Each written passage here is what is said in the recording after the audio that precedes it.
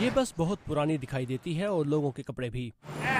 جی ہاں، یہ 1962 کا زمانہ ہے۔ یہاں ایک فلم بنائی جا رہی ہے اور ہم بھی یہاں رہنے والے لوگوں کی طرح اسے دور سے دیکھ رہے ہیں۔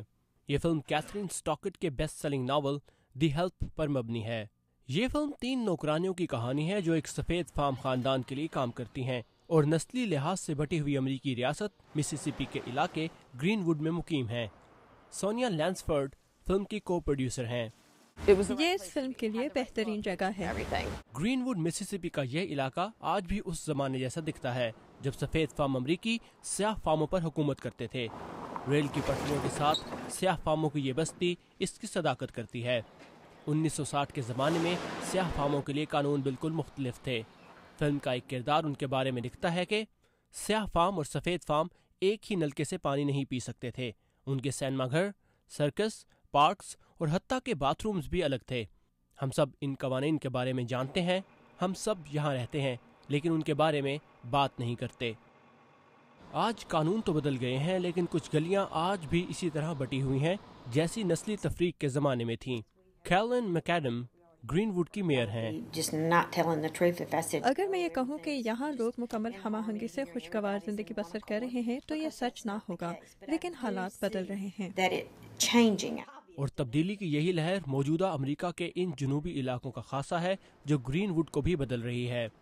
اس علاقے کی 2/3 آبادی سیاہ فام ہے، لیکن ایک سیاہ فام امیدوار کے مقابلے میں یہاں کی آبادی نے کیرولین میکیڈم کو ووٹ دیے اور سیاہ فام امیدوار کو شکست ہوئی۔ اور اب جبکہ گرین ووڈ آگے بڑھ رہا ہے، یہاں اس زمانے کی ایک فلم بنائی جا رہی ہے جب نسلی تفریق اس علاقے میں عروج پر تھی۔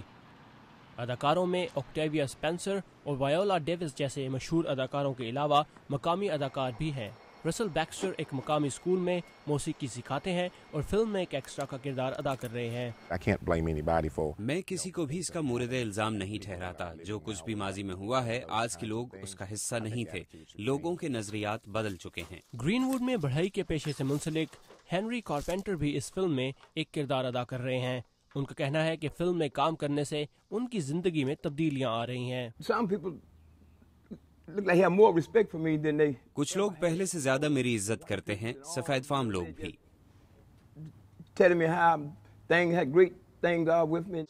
ہینری کہتے ہیں کہ وہ بھی ایک سفید فام خاندان کے لیے کام کرتے تھے، لیکن اب وہ سب کچھ ماضی کا حصہ ہے۔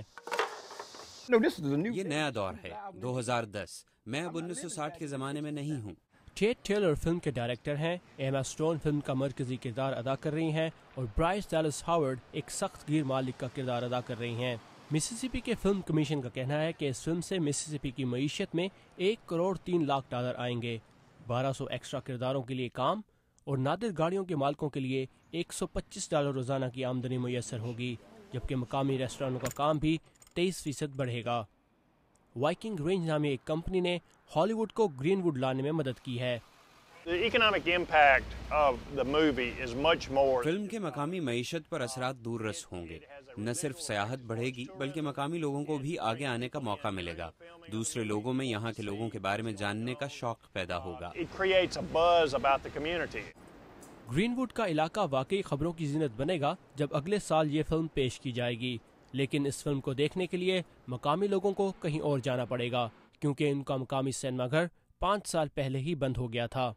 کیرولین پرسوٹی کے ساتھ ثاقب الاسلام، اردو VOA۔